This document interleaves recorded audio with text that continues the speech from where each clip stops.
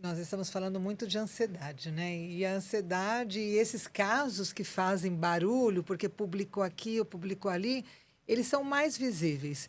Mas nós temos que também estar atento para o silêncio, né?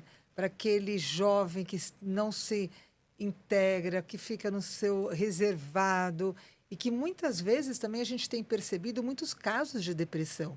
Você tem sentido um aumento de casos de depressão, que às vezes é ao ponto, às vezes, de alunos até se afastarem da escola, né? Como é que está isso no dia a dia? Isso acontece também.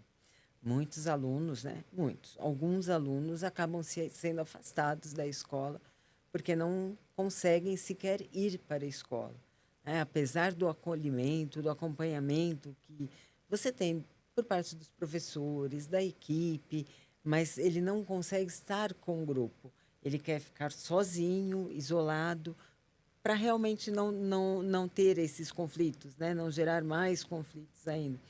E a depressão, ela comete aí um número muito grande de alunos, né? A depressão, e juntamente aí com vem a medicação para essa depressão, o que impede, dificulta a ida da escola, né? Ter esse compromisso com a escola, o compromisso diário, né? Os alunos que entram nesse processo de depressão não é muito fácil, nós vamos ali o tempo todo puxando eles de volta, porque eles precisam estar com pessoas, né, que gostem deles e que deem sentido para a vida. Porque quando eles entram no processo de depressão, a primeira coisa que acontece é não ter sentido. O que eles fazem acaba perdendo, né? Estar na adolescência, naquele período, é muito sem sentido, sem esperança, sem expectativa. Então, nós temos que sempre trazê-los de volta, né? E a nossa grande briga é com isso, né? Usamos a lei ao nosso favor. Não, ele precisa vir, né? Não pode faltar tanto tempo, é preciso vir para a escola. Nós vamos ajudá-lo aqui dentro. E acontece, às vezes um amigo mais ajuda, porque quanto mais longe da escola, mais afastado ele fica, mais difícil Sim. fica o convívio. E isso aumentou e muito, né? Depois da pandemia, essa questão da segurança que virou o quarto, né? O quarto escuro do adolescente, no passado, né, era um quarto de castigo, hoje ele é um quarto de segurança, na Na perspectiva do adolescente. perspectiva do adolescente, É, né? que aí ele não vai para a escola, não se coloca ali perante os outros e fica num mundo fechado, isolado. Né? E que ao mesmo tempo também incomodam muitas famílias, né? É, de ver os filhos trancados no quarto o tempo todo. E as mesmas características.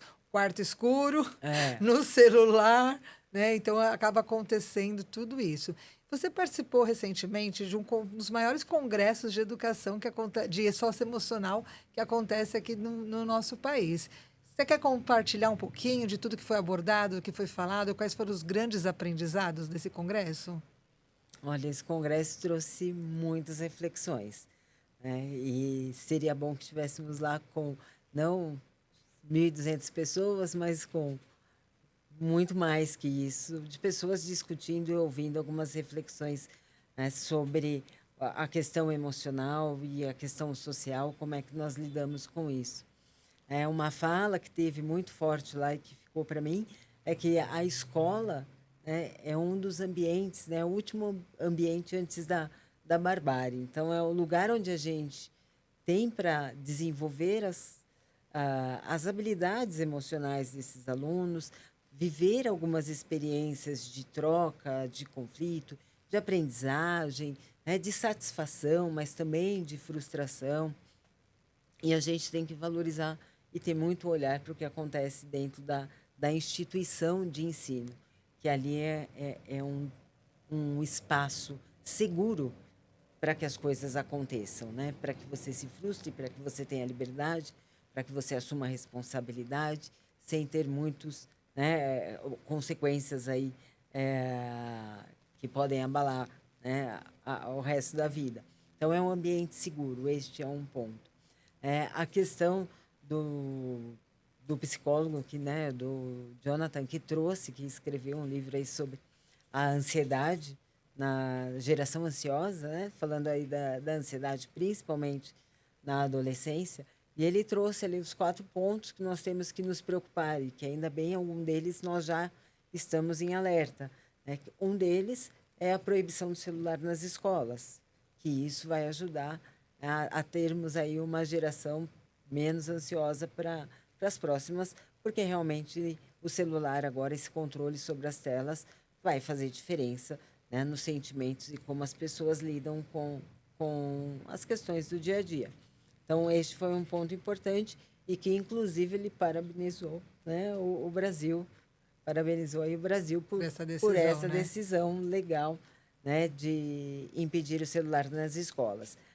O uso do celular, né, ter o celular só aos 14 anos, foi um outro ponto que ele abordou, e que realmente faz toda a diferença, porque se você for olhar o desenvolvimento fisiológico, biológico do adolescente, aos 14, 15 anos, é que ele está preparado, né, começando a ter consciência do que ele faz. O que é certo, o que é errado, ele sabe, mas ter uma consciência maior do que ele faz. Então, só aos 14 anos você entregar um celular Que é um grande para um desafio, né? adolescente, É que é muito. um É. desafio e superar isso, né? E ter essa conduta firme aí que vem da família, vai ser, não vai ser uma tarefa Não, com tranquila, certeza. mas eu tenho certeza que conseguem. E redes sociais só depois dos 16. Né? Ele diz que as redes sociais precisa ter maturidade, que é justamente quando você passa por esse, né, desenvolvimento da consciência, né, fisiológico, que é o desenvolvimento do lóbulo frontal, é que você pode começar a participar de redes sociais. Vai ter consciência de como você se posiciona, do que é correto, do que está, né, fora ali do que é moral, aceitável, enfim. Então, aos 16. E uma coisa que ele falou, por último, que aí que seria um quarto ponto importantíssimo para as famílias, é a infância.